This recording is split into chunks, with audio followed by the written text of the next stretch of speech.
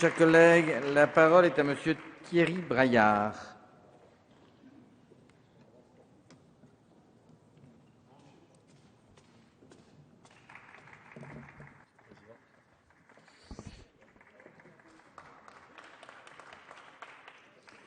Monsieur le Président, Monsieur le Ministre, Madame la Présidente de la Commission des Affaires sociales, Monsieur le rapporteur, chers collègues.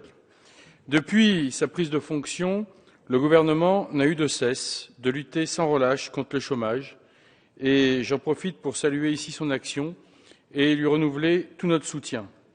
Et même si les résultats globaux sont encore timides, le chômage des jeunes baisse sensiblement et nous sommes sur le bon chemin, j'en suis persuadé. Aussi, ce présent projet de loi relatif à la formation professionnelle, l'emploi et la démocratie sociale renforcera, je le crois, notre arsenal pour inverser définitivement et durablement cette fameuse courbe du chômage. Le potentiel humain est la principale richesse de nos entreprises et sa valorisation peut en faire un véritable moteur pour la croissance. Pourtant, notre système de formation reste complexe, cloisonné et même parfois opaque. Depuis 1971 et la création de la formation professionnelle, les besoins ne sont plus les mêmes.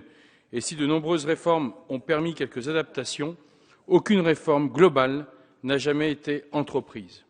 Après les emplois d'avenir, les contrats de génération et la sécurisation de l'emploi, cette réforme était donc attendue pour placer l'individu au cœur du dispositif et permettre de passer d'une obligation de payer à une obligation de former.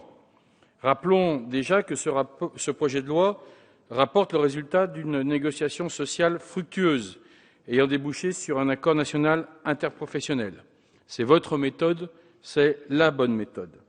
La mesure phare de ce texte réside dans la mise en place du Code personnel de formation, créé par la loi du 14 juin 2013 relative à la sécurisation de l'emploi.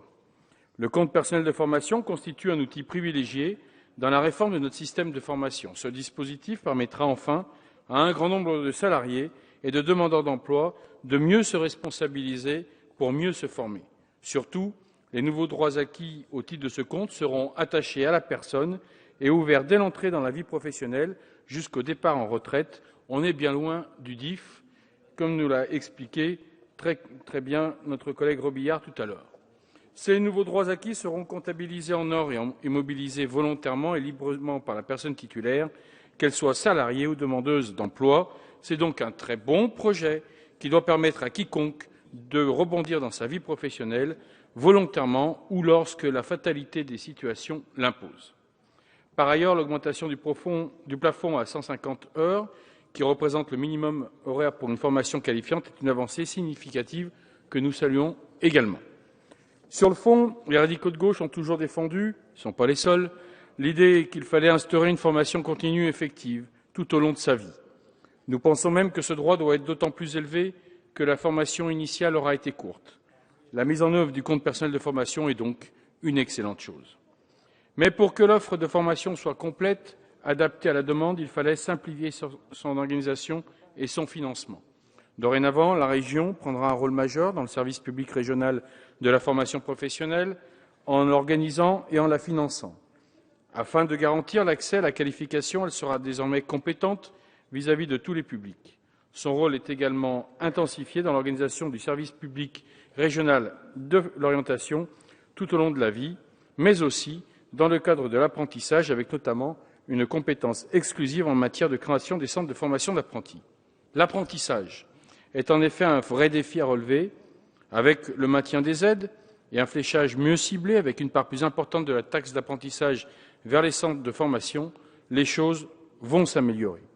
Car pour lutter contre la persistance des stéréotypes envers l'apprentissage, il faut bien sûr valoriser cette voie de formation qui souffre toujours aujourd'hui d'une image négative. Et là encore, c'est important d'aller dans ce sens. Oui, mes chers collègues, l'apprentissage est malheureusement souvent considéré comme une voie de garage, alors que ce dernier constitue pourtant un véritable rempart contre le chômage et une perspective d'emploi pérenne pour des jeunes qui sont à la limite de quitter le système scolaire. Je note aussi que l'article 8 du présent projet renforce les missions assignées au CFA à travers la pédagogie, l'assistance aux apprentis et à ceux qui veulent l'être, et un accompagnement matériel et social.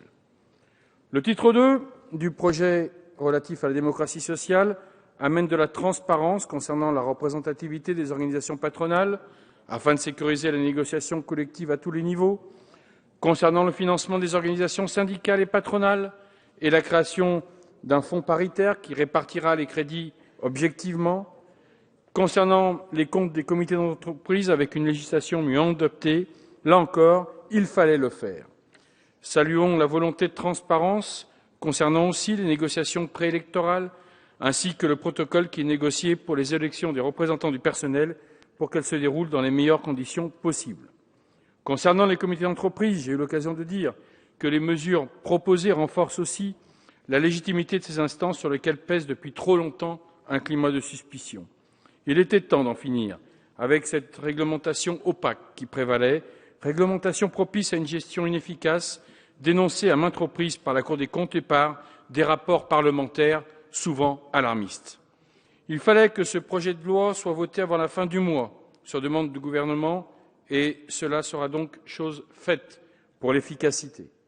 Nous nous en félicitons, même si nous regrettons une nouvelle fois que les radicaux de gauche ne soient pas présents au sein de la commission mixte paritaire. Nous en avons malheureusement l'habitude, et ce n'est pas une bonne habitude. Le groupe des radicaux de gauche et apparentés votera donc ce texte pour une réforme profonde de la formation professionnelle au service de l'emploi et du développement personnel des individus. Nous sommes à vos côtés, Monsieur le ministre, et aux côtés du Président de la République, pour gagner la bataille de l'emploi. Vous connaissez notre loyauté, nous connaissons votre détermination. Merci.